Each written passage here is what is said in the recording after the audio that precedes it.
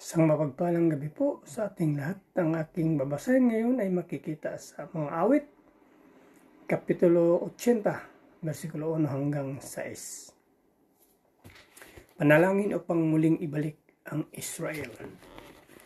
Pastol ng Israel, ikaw na nangunat, umakay kay Jose na tulad sa kawan. Ikiling sa amin ang iyong pandinig. Kami ay pakinggan mula sa trono mong may mga kirubin. Kami ay tulungan. Ang iyong pag-ibig, yung ipadama sa angkan ni Ephraim, Manasis at Benjamin. Sa taglay mong lakas, kami iligtas, sa hirap ay tubusin. Ibalik mo kami, O Diyos, at ipadama mo ang iyong pagmamahal. Iligtas mo kami, at sa iyong sinag, kami ay tanglawan. Yahweh, makapangyarihang Diyos, hanggang kailan ba patatagalin mo ang galit sa amin? Hanggang kailan ba diringgin mo kami sa iyong dalangin? Masdan mo nga kami sa tuwi-tuwi na tinapay ng luha, yaong kinakain. Luha ng hinagpis, ang inihanda mo na aming inumin. Ang mga bansa sa paligid, hinayaan mo kami ay kutyain. Iyong pinayagang pagtawanan kami ng kaaway namin. Ilang po, maraming salamat po rin Panginoon sa kanyang banal na mga salita. God bless. Isang mapayapang gabi po sa ating lahat. Sa aking pong pagpapatuloy na aking paglalahad ngayong gabi po ay nasa 80 kabanata sa aklat pa rin po ng mga awit. Sa talata 7 hanggang 9, ito po ang nakasaad. Ibalik mo kami, O Yahuwah, Diyos sa makapangyarihan sa lahat. Tanglawan mo kami, sa kahabagan mo kami ay iligtas.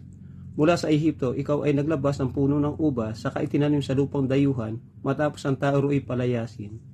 Ngunit nilinis mo muna at pinagyaman ang piniling lugar na pagtataniman, doon ay nag-ugat ang buong lupain ay nalaganapan. Ito po ang nakasaad sa banal na kasulatan. Ibigay po natin lagi ang pinakamataas na papuri at pasasalamat sa Ama Lumikha. Amin. Magandang gabi po sa ating lahat. Ang babasahin ko ay mula po sa Salmo chapter 80 verse 10 to 13. Nalililiman ng mga sanga nito ang mga bundok at ang malalaking puno ng sedro. Umabot ang kanyang mga sanga hanggang sa dagat Mediteraneo at hanggang sa ilog ng Euphrates. Ngunit bakit niyo sinira, O Diyos, ang bakod nito? Kaya ninanakaw ng mga dumadaan ang mga bunga nito. At kinain din ng mga baboy ramo at ang iba pang hayop sa gubat.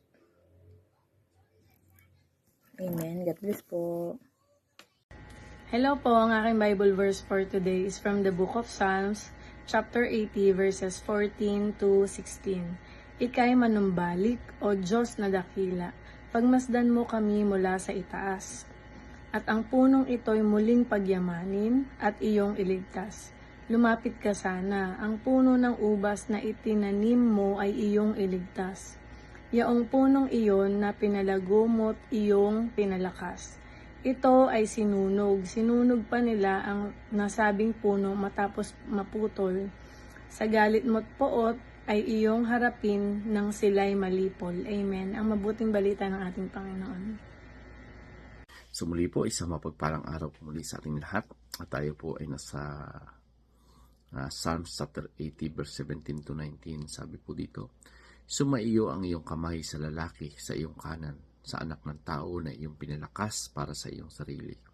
Sa gayoy hindi kami magsitalikod sa iyo. Buhayin mo kami at tatawag kami sa iyong pangalan. Panumbalikin mo kami, O Panginoon Diyos na mahukbo. Pasilangin mong sumilang ang iyong mukha at kami maliligtas.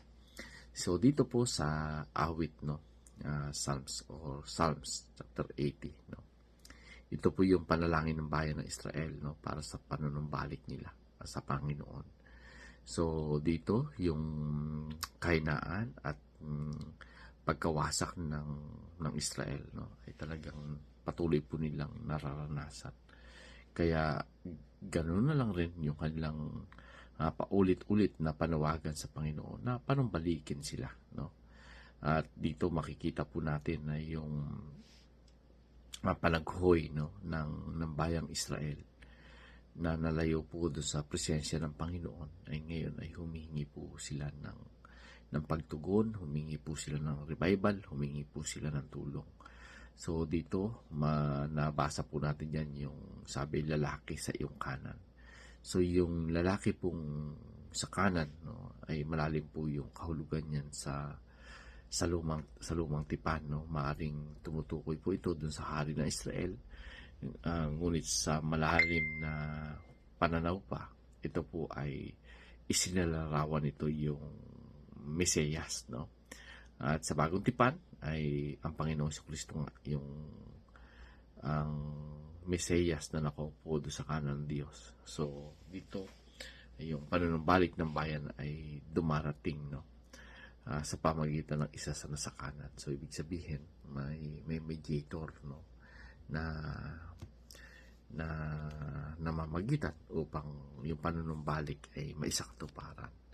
So dito po natin makikita yung kahalagahan, no, ng patuloy na paghingi natin sa Panginoon ng tulong kapag tayo nasa kagipitan. At tayo naman po ay binigyan naman talaga ng Panginoon ng karapatan na kapag tayo po may mga problema, tayo dumadaan sa mga pagsubok, no, sa mga trials, ay andyan po yung Panginoon naghihintay, no,